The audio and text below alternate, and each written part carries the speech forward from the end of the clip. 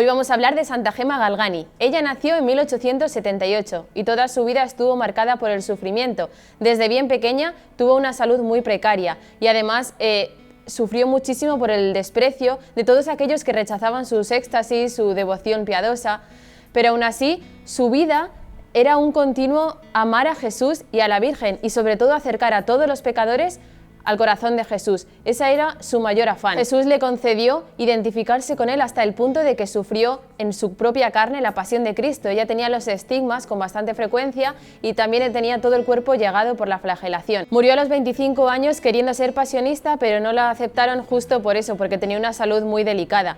Pero aún así después, como su santidad era muy notoria, cuando fue canonizada se la considera pasionista. Quiero hablaros de su primera comunión. Fue un momento muy especial para ella que le marcó toda su vida, porque la Eucaristía para Santa Gema era el centro absoluto de su vida.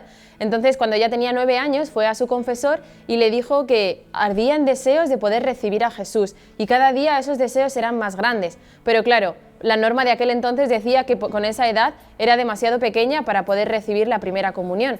De modo que su confesor fue a su padre y le dijo: mira, es que si usted no da permiso a su hija para que haga la primera comunión, esta es que se va a morir, porque se muere por recibir a Jesús en la Eucaristía. Entonces al final pues su padre le dio permiso y decidió apuntarla con unas religiosas, las religiosas citinas, a hacer un retiro de 15 días para prepararse. En cuanto su padre le dio el permiso, ella fue corriendo a la capilla a decirle a Jesús que agradecía mucho que hubiera intercedido para que ella pudiera recibir la comunión y además que la preparara para ese momento tan importante, que ella lo veía como muy importante en su vida. Una de las religiosas que la estaba preparando en ese retiro, previo a su primera comunión, pues dice que empezó a explicarle la pasión, la muerte y la resurrección de Jesús, empezó a profundizar en esos misterios y Santa Gema de repente empezó a subirle la fiebre muchísimo y tuvo que parar el relato porque ella experimentaba tan fuerte el dolor que pasó Jesús en la pasión precisamente por ella. Entonces, pues eso fue una anécdota de cómo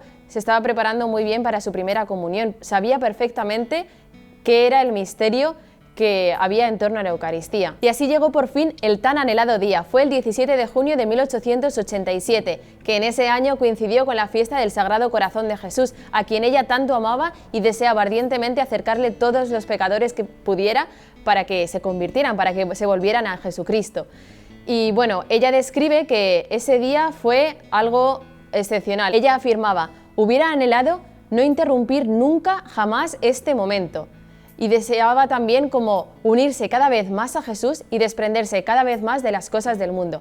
De hecho, ella cuenta después que fue en ese momento donde empezó a despertarse en ella el deseo de entregarse al Señor en la vida religiosa. De hecho, desde ese momento de la primera comunión, ella cuenta que se despertó el deseo no solo de una entrega total en cuerpo y alma, ¿no?, en la vocación religiosa, sino además de padecer por Cristo. Ella quería sufrir lo indecible para poder acercarle cuantos más pecadores a ese corazón que tanto amaba, pues mejor, ¿no?